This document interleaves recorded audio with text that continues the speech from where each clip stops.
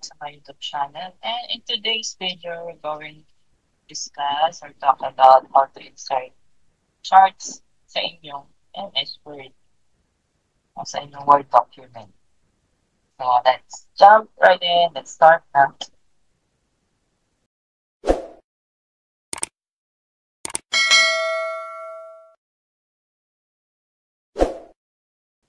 Okay, let me share my screen. Hi guys, welcome to ICT 5. Okay. Welcome to ICT 5, and today's vlog is we will just discuss or know the steps how to insert tables and charts. Sorry. So our lesson nasa lesson 5 na tayo. We're working with charts, inserting charts. So these are the objectives. These are the objectives. So defining chart. So we will define chart. Know the steps to insert charts in a document. Design and format charts using the charts tool. Okay, ano nga ba ang charts? What is a chart? Or what is chart? A chart is an essential tool for presenting information graphically in a document. So this makes the information easier to interpret and understand. So when we want to compare something, to analyze something, so this will help us analyze the data. So the chart will help us analyze the data or information. So we have different types of charts that we can use depending on the need, kung ano yung kailangan nyo gamitin. Depende sa information na meron kayo.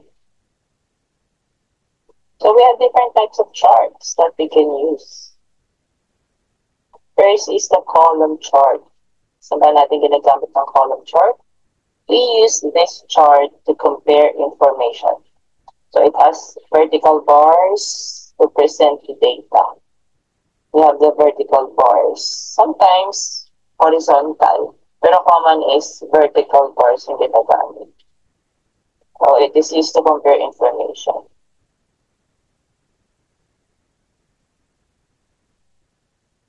Next is line chart. We use this chart to show if a set of values is increasing or decreasing over a period of time. So this can be used ideally for showing patterns or data in values. For example, yung kita mo. For example, you are a businessman. Yung simple business ka. So titingnan mo every year kung alin yung year na mas mataas yung sales or mas mataas yung kita. Or alin year yung mababa ang kinikita mo. Unlike sa column chart, pwede mo i-compare yung grades mo sa first quarter, second quarter, third quarter, fourth quarter. Titingnan mo yung comparison ng grades, for example. So sa pie chart, we use this chart if we want to show the percentage of values that make a whole. For example, budgeting your allowance.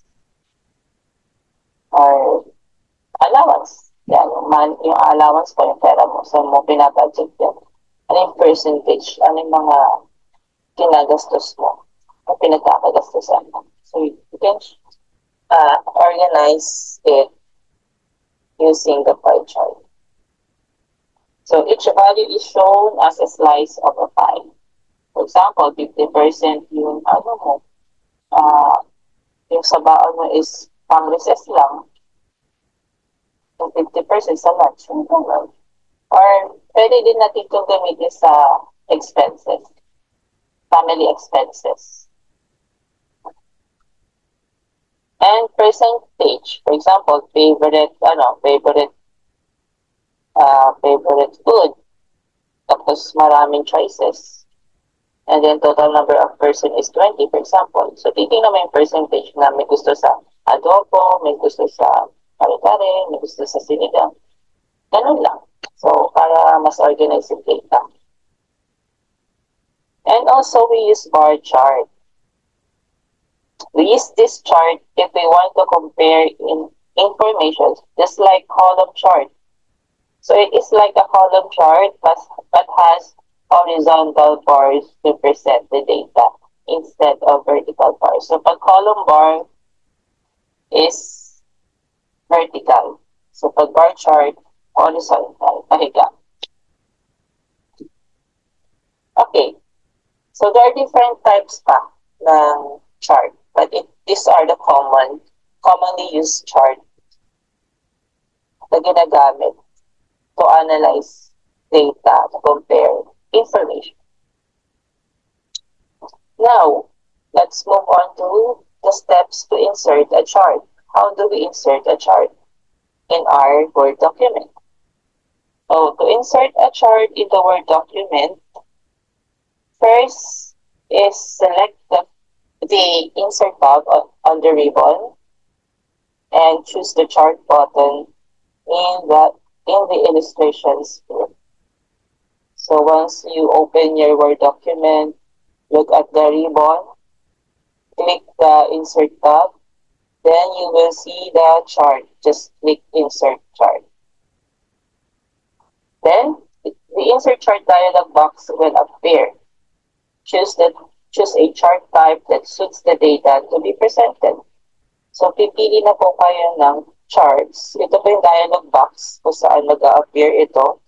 Pili na po kayo ng gusto nyong chart. Na sa tingin nyo is applicable or tamang-tama doon sa data na ipipresent ko. Example, column chart, may iba-ibang format, yan. You can choose graph line, pie graph, bar graph, area, graph, X and Y, stack graph, surface, radar, map, sunburst, histogram, fox and whisker, waterfall, and compound. Pero ito yung common, yung kanina, column, line graph, pie, and bar graph. So once you choose column graph, ayan, maraming choices kung anong gusto nyo format. Just click OK. Once you choose. Once you have chosen your chose the format na gusto nyo. Click OK. Okay, select the OK button. The chart and the worksheet will appear. The worksheet is where we input our data for the chart. Just like this. Okay? Ito yung makikita nyo sa MS 2013.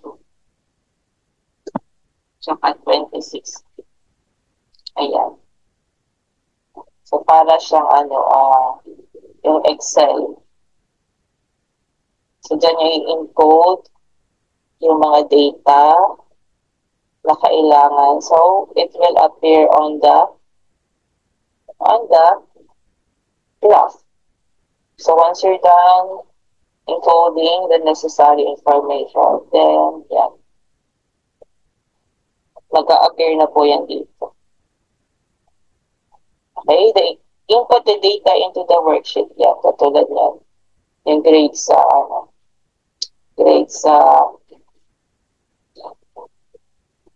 score sa math, English and Science ni Bea, Claudia, Yana, and Sachi. So, gagamit tayo ng dyan. Pwede tayong gumamit ng column bar. Compare their grades. Then, once done, select the close button of the worksheet. So, click nyo lang tong X na yan para patanggal yan. Tapos, makikita nyo na yung graph. Okay? The completed chart will appear in the document. And we can also edit the chart title. Just edit the chart title. Kung gusto niyo lagyan ng title. So if we need to edit the chart data, select chart, then choose the edit data button on the chart tools contextual design tab. Ito po. If you want to edit the data again, just click edit data. Nasa chart tools siya. Ayan. Okay. Siyempre, gagawin niyo po. I-apply niyo po yung paano mag-insert ng chart. So, in this activity, you will create a pie chart.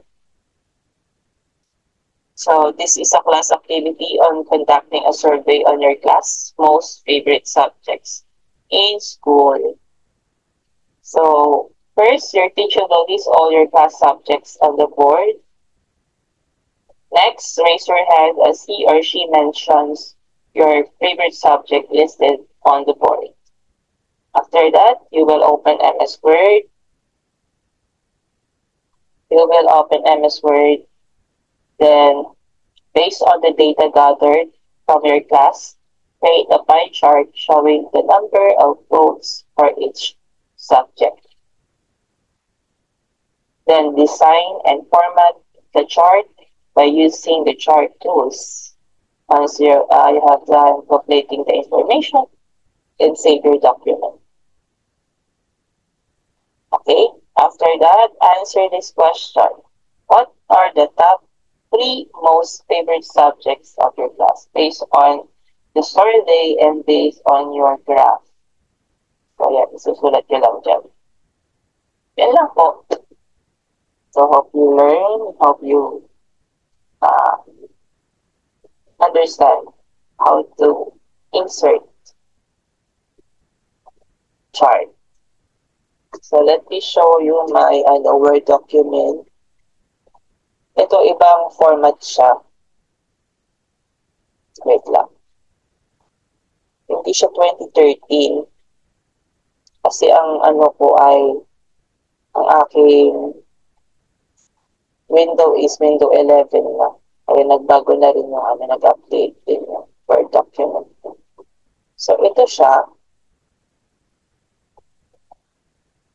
So, same lang naman makikita niya sa MS Word 2013, 2016. Same lang naman siya. Nabago lang yung dito. Functions ng mga dito sa ribbon. Okay. So, just click insert. Okay, click nyo lang yung insert. Dito kayo sa chart. Click chart. Okay, click chart. Dito iba to. So, i-drag muna natin to. Ayaw niya ma-drag. I-drag lang natin to dito. Tapos, pili po tayo ng chart na gusto natin dito. Yan. Line ka. Area chart. 3D surface chart. Bar chart. 3D bar chart. Radar chart. Column chart. 3D column chart. Bubble chart. Line chart. Meron ding 3D line chart. Scatter. X and Y scatter chart. Sa math to. Yung sa X and Y. Sa Cartesian coordinate grid. Ang high school. Ito we have pie chart. 3D pie chart. We have the donut chart. 3D cylinder chart. Cone chart, and pyramid chart. So, marami siya. Okay? So, pili lang ako. Gusto ko ay column 3D chart. So, click natin yan. Ito yung itsura niya. So, meron dito example. Ayan. So, for example, ito. Papalitan nyo lang naman yan na, kunyari, 30. Automatic na po yan nag-a-appear dito sa, ito po yung dialog box. Okay? Or data sheet. Na kung saan i-encode nyo po yung mga data. So, kapag tapos na po kayo, click nyo lang po yung X. Ayaw na. Click lang.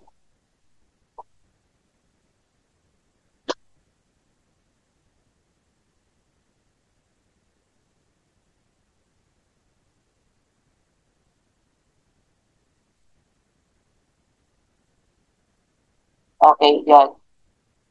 Ayan. Nakikita nyo na. Pwede na siya palakihin, i-enlarge siya. Just drag it. Click it, then drag nyo lang. Ayan, drag nyo lang. Yan. Yan na po. Pwede nyo palakihin. Ayan. Nakagawa na kayo ng chart. Depende pa rin yan sa, sa layout. Check nyo na lang yung layout, yung size, na margins pati. For example, dyan inaraw natin. Ayan. Yan na po. Ganyan lang po kasimpleng gumamit na chart, nag-insert ng chart. At nag-organize ng data gamit ng chart. So, hope you learn something sa tutorial na to.